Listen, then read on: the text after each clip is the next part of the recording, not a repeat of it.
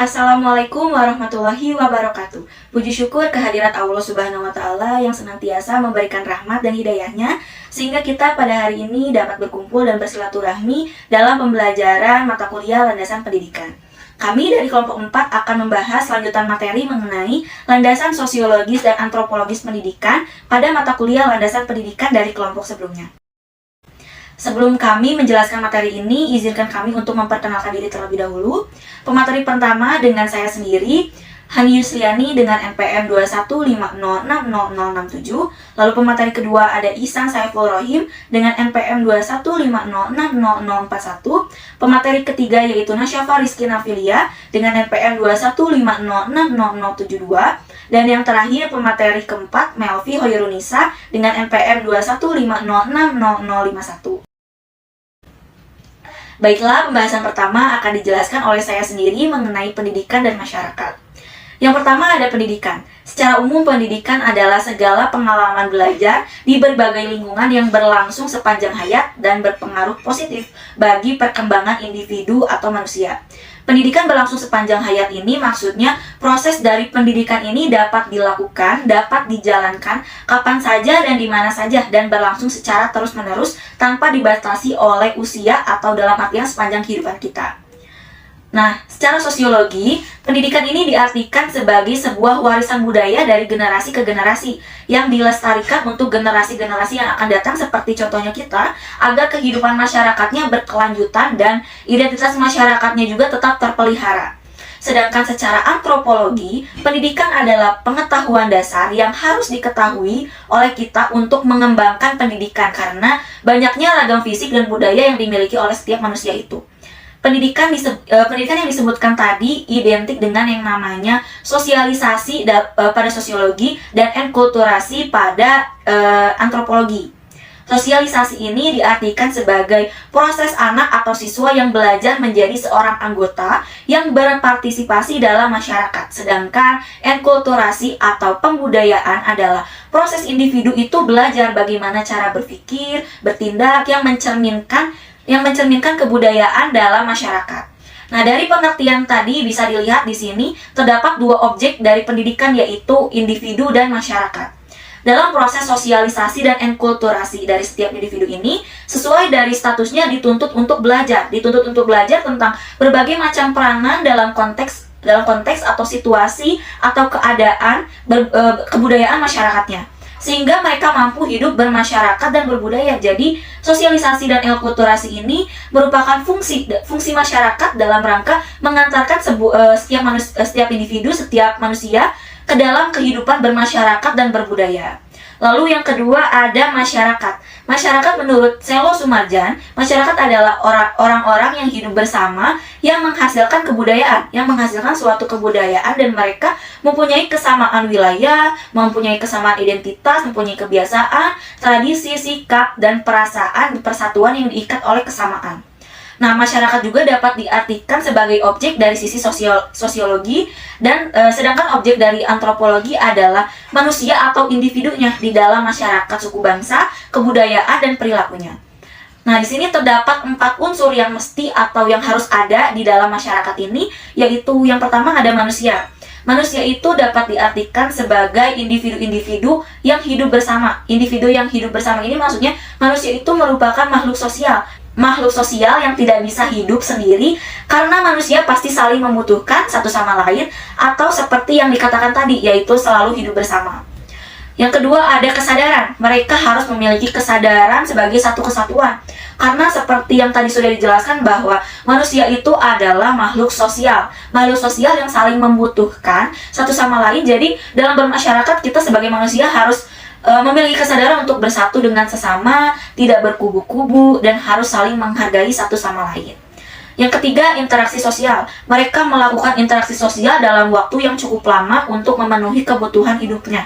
Sebagai makhluk sosial, masyarakat pasti melakukan interaksi dengan yang lainnya karena dengan interaksi ini kita dapat saling membantu kepada orang lain agar bisa tetap bertahan hidup tadi. Interaksi ini bisa dilakukan dengan cara berkomunikasi atau berinteraksi antar sesama dengan aturan atau norma-norma dan nilai-nilai yang berlaku. Nah, yang keempat ada sistem hidup bersama yang menghasilkan kebudayaan. Mereka sebagai masyarakat merupakan suatu sistem hidup bersama yang menghasilkan kebudayaan, yang pasti menghasilkan kebudayaan sehingga setiap individu di dalamnya merasa terikat satu sama lain. Nah, hukum adat memandang masyarakat sebagai suatu jenis individu, suatu jenis manusia yang hidup bersama, di mana manusia memandang bahwa sesama manusia itu sebagai tujuan bersama. Oleh karena itu, sistem kehidupan bersama ini menimbulkan suatu kebudayaan karena setiap anggota kelompok masyarakat merasa dirinya terikat satu dengan yang lainnya. Di sini saya akan melanjutkan penjelasan dari Saudari Hani. Sebelumnya izin memperkenalkan diri, nama saya Ihsan Saiful Rohim dengan NPM 215060041 tentang kebudayaan. Kebudayaan menurut sosiologis adalah hasil atau produk dari cipta rasa dan karsa tersebut. Menurut antropologis, kebudayaan adalah keseluruhan sistem gagasan, tindakan, dan hasil karya manusia dalam kehidupan masyarakat yang diperoleh dengan cara belajar. Selanjutnya, pentingnya kebudayaan bagi setiap individu. Yang ke-1, kebudayaan bagi individu menentukan identitas suatu bangsa. Yang kedua, kebudayaan merupakan sumber inspirasi, kebanggaan, dan sumber daya yang menghasilkan komoditas ekonomi dan sosial. Yang ketiga, kebudayaan sebagai pola perilaku individu dalam bertindak dan berbuat. Yang keempat, kebudayaan sebagai warisan yang diturunkan turun-temurun. Yang kelima, kebudayaan sebagai mekanisme adaptasi terhadap perubahan yang terjadi secara tiba-tiba. Sekian penjelasan dari saya. Selanjutnya akan dijelaskan oleh Nasyapa. Untuk Saudari Nasyapa, dipersilahkan. Baiklah, di sini saya akan melanjutkan pembahasan materi dari Saudara Ihsan Saiful Rohim. Sebelumnya izin memperkenalkan diri saya. Perkenalkan, nama saya Nasya Fariski Nafilia, NPM 215060072. Di sini saya akan membahas mengenai yang di samping saya, Pranata Pendidikan. Di sini Pranata Pendidikan adalah salah satu pranata sosial dalam rangka proses sosialisasi untuk mengantarkan individu ke dalam kehidupan bermasyarakat, berbudaya, serta untuk menjaga kelangsungan eksistensi masyarakat dan kebudayaannya. Maksudnya ialah melalui pranata pendidikan, sosialisasi dan akulturasi diselenggarakan oleh masyarakat. Sehingga demikian eksistensi masyarakat dan kebudayaannya dapat bertahan sekalipun individu-individu anggota masyarakatnya berganti. Nah, pranata pendidikan ini adalah salah satu jenis pranata sosial. Sebagai pranata sosial, pranata pendidikan berada di dalam masyarakat dan bersifat terbuka. Oleh sebab itu, pranata pendidikan ini mengambil masukan input dari masyarakat dan memberikan keluarannya atau output kepada masyarakatnya lain. Contohnya, para pendidik dan peserta didik dalam suatu pranata pendidikan berasal dari penduduk masyarakat itu sendiri. Tujuan pendidikan dirumuskan berdasarkan masukan dari sistem nilai, harapan, dan cita-cita masyarakat yang bersangkutan dan lain sebagainya. Nah, begitupun sebaliknya, masyarakat akan menyediakan atau memberikan sumber-sumber input bagi pranata pendidikan dan menerima output dari pranata pendidikan. Nah, kemudian pranata pendidikan memiliki dua fungsi utama. Fungsi utama yang pertama, fungsi konservasi. Yang kedua, fungsi inovasi atau kreasi ataupun transformasi. Fungsi pertama, fungsi konservasi dalam pranata pendidikan berfungsi untuk melakukan perubahan dan pembaharuan masyarakat beserta nilai-nilai budaya masyarakat atau mempertahankan kelangsungan eksistensi masyarakatnya. Sedangkan fungsi inovasi dalam pranata pendidikan berfungsi untuk melakukan perubahan dan pembaharuan masyarakat beserta nilai-nilai budayanya. Nah, baiklah, selanjutnya saya akan membahas mengenai pola-pola kegiatan sosial pendidikan. Nah, di samping saya ini pola-pola kegiatan sosial pendidikan dapat diidentifikasikan menjadi 3 macam pola, yaitu pola nomotetis, pola ideografis, dan pola transaksional. Tetapi yang saya akan bahas hanya 2 pola, yaitu pola nomotetis dan pola ideografis. Di samping saya ini, pola nomotetis adalah pola kegiatan sosial pendidikan yang lebih mengutamakan fungsi dimensi tingkah laku yang bersifat normatif atau nomotetis daripada fungsi tingkah laku ideografis.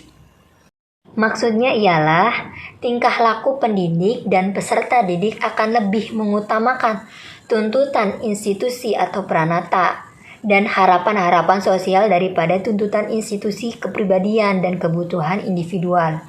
Pendidikan berdasarkan pola nomotetisnya juga mempunyai pengertian sebagai sosialisasi kepribadian atau dalam bahasa Inggris kita sebut socialization of personality.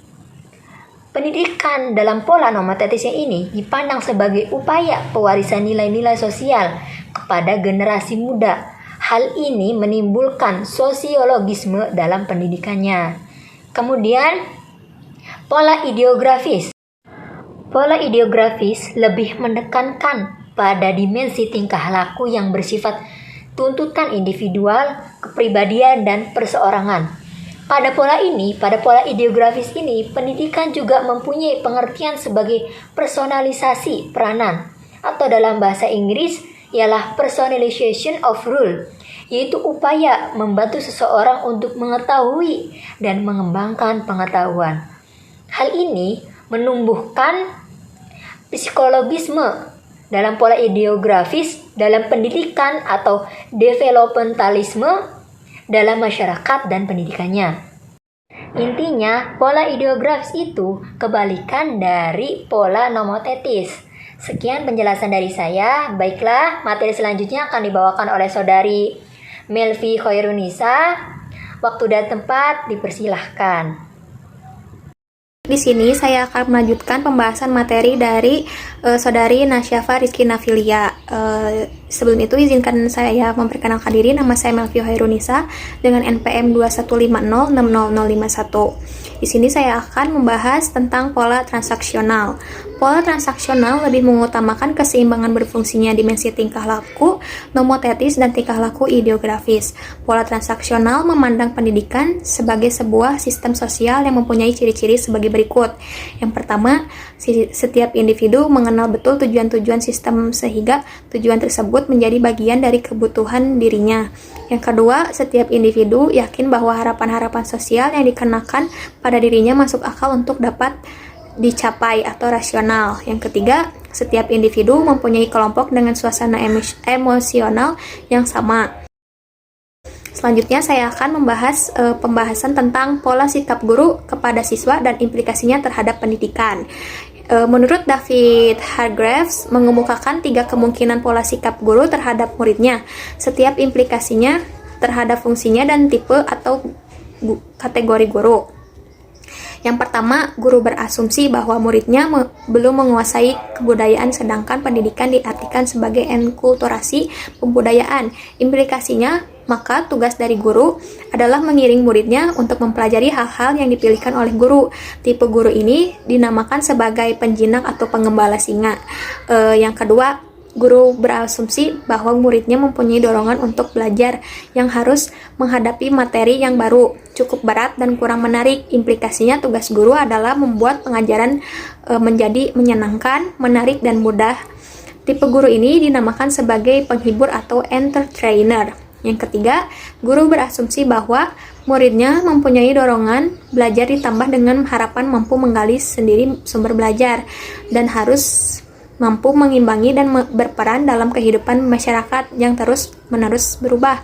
Bahkan, dengan kecepatan yang semakin meningkat, implikasinya guru harus memberikan kebebasan yang cukup luas kepada murid, baik secara individual maupun kelompok kecil.